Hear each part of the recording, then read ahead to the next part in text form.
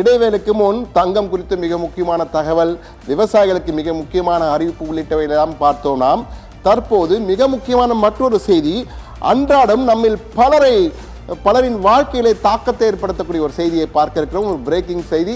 அது என்ன செய்தி என்றால், நீங்கள் நினைத்தது போல ரயில்வே தொடர்பான மிக முக்கியமான செய்தி. அந்த பிரேக்கிங் செய்தியை தற்போது பார்ப்போம்.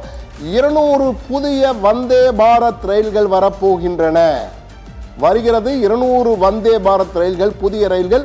கட்டணத்திலும் மாற்றம். அது உயர்வாகவும் இருக்கலாம், குறைவாகவும் இருக்கலாம். அது எப்படி இருக்கும் என்பது தெரியவில்லை. ஆனால் 200 வந்தே பாரத் ரயில்களை நாடு முழுவதும் கூடுதலாக வரப்போகிறது என்ற தகவல் வந்திருக்கிறது. அதற்கான அறிவிப்பு இன்றைய பட்ஜெட்டில் வெளியாக வாய்ப்பு இருக்கிறது.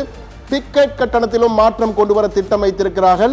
என்ன அது உயர்வைக்க போகிறதா, குறைய போகிறதா தெரியவில்லை. ஆனால் ஏதோ ஒரு மாற்றம் வரப்போகிறது என்ற தகவல் மட்டும் நமக்கு கிடைத்திருக்கிறது.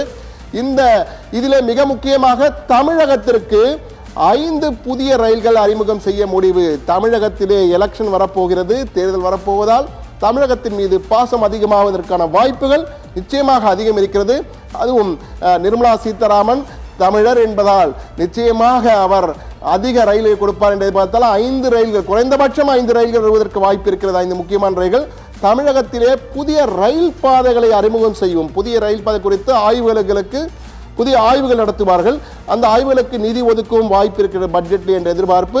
இந்த முறை முன் எப்போதும் இல்லாத அளவுக்கு கூடுதலாக நிதியை ரயில்வேக்காக ஒதுக்குவதற்கு மத்திய நிதி அமைச்சகம் திட்டமிட்டிருக்கிறதா.